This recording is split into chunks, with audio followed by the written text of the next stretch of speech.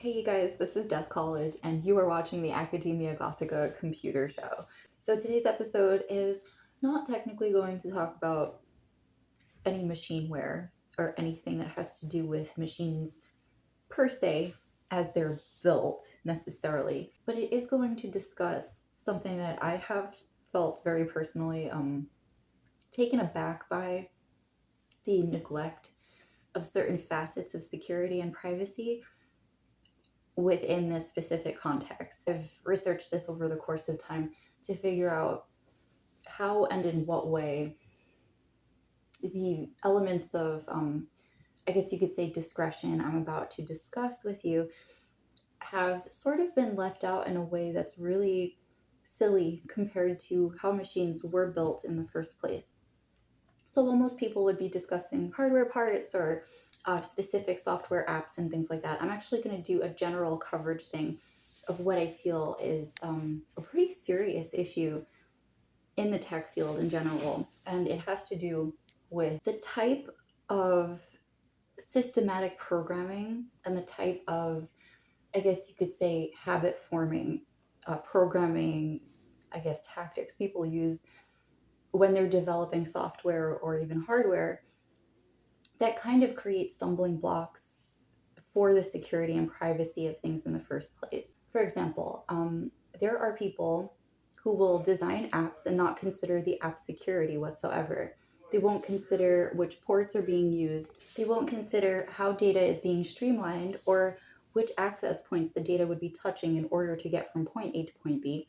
And in addition to this, they're not necessarily considering the kernel interactions in a way that allow the kernel to become a source point for security and privacy to begin for the user at the boot startup. So if you, for example, are designing an application and the application doesn't have inherent security features but relies on other interlocking parts to do that, one could question, well, why and how is it this application isn't inherently secure?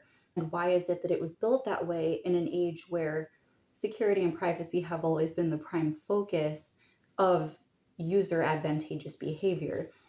And I say user advantageous within this context because if a user agent who owns a machine or owns, something that belongs to them, a device, an operating system that they installed and they use every day, and they are perceivably the owner of the content and data on, then it would make sense that the security and privacy, I guess, aspects and practices that occur in one's exploration of their own use of their machines would be native to their experience, but it's actually not. It's something that people come to sort of adapt to as they get more involved with their technology.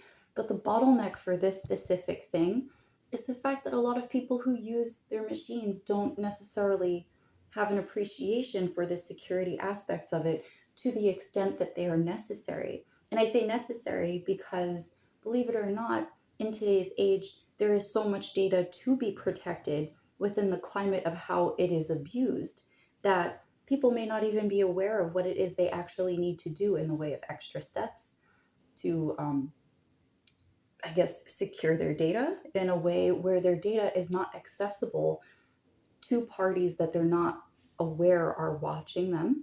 And I say this not to stir paranoia, but to bring awareness to the fact that, yes, this is something that's done in targeted tech attacks.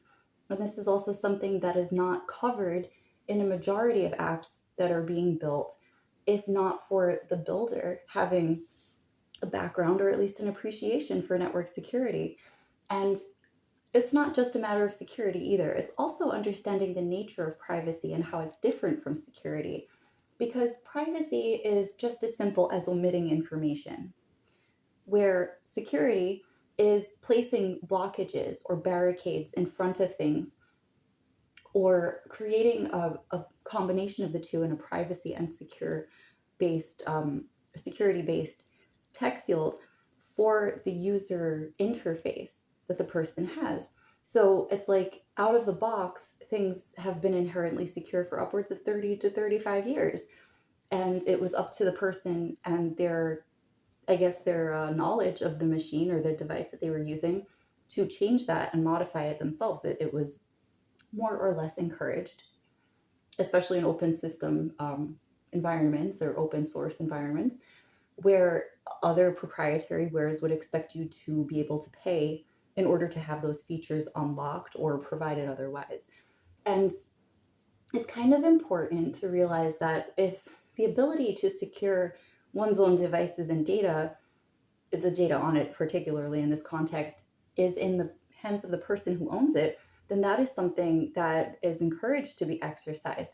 But it's not always explained how it's done, it's not always elaborated upon, and it's also not necessarily provided easily. You have to talk to certain people, and there is a skepticism in the environment with the people you would be speaking with, and it's because that is inherent to the nature of privacy. There has to be sort of a trust-based system and a trust-based ability to be able to openly share and convey this information without it technically or theoretically getting into hands that would abuse that as well and manipulate it to the advantage of a person who had no good intentions with it at heart. So um, while there is a healthy sort of environmental distrust for extending information to everyone, right?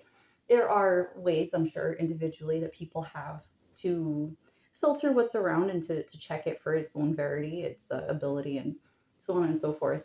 But I feel like what's important to recognize is that on an individual scale, this can also be done if it is imparted into the development process for the applications, programs, and everything that becomes usable at some point by a user, right?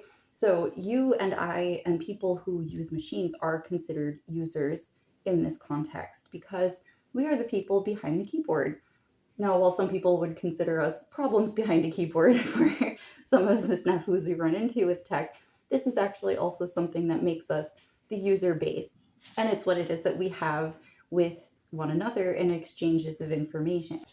Simple tactics like using different ports or using alternative data funneling services, such as secure FTP or other extended ports, which aren't just 4 digits, but also 5 digits and going into the lower levels of the machine. And of course, using masks that would then further encrypt that data as well, actually leaves us open to a lot of options with respect to how the data stream from its power on source in the kernel as it navigates through more complex parts of the system actually have a basis for the other actions that would be taken to further encrypt it and obfuscate it, and in simple terms, hide it really from people who would be looking for that data in order to attack the users like you and I. So with respect to how apps are built, if there is a slight change in the way that apps are universally integrated into a more secure development stream, there are ways that, yes, this could still break, but this is also something that could bring more awareness outside of, the more common fields where this is found, like in gaming communities and things like that, into a broader spectrum of use and application so that even a person who isn't a gamer or a techie would have this information available to them, and they would be able to use it in a way that didn't force them to rely on other sources for information that they themselves could practice and put into common use for themselves to secure their stuff and to make safety and good common awareness of what the problems in security and privacy have been and what they may not need to be ever again as a result. So, you guys, this has been Death College. You tuned into the Academia Gothica computer show. I'm so glad you're here. I am grateful that you've all tuned in to bring some awareness of what I have decided is important to talk about in tech to yourself. And I'm just grateful that you pay attention to my content. If you're interested in supporting my brand, feel free to visit my link tree, buy some merch at kissnet.myspreadshop.com, which is my shop. I run it. I design the clothing, and you can order through the website to get stuff delivered straight to your door and or your PO box, whatever you like. And in addition to that, you can also subscribe to the Patreon if you're interested in supporting by month and or buy a book via my No Topic Press publication. Sorry, I'm tripping over my words. So No Topic Press publication.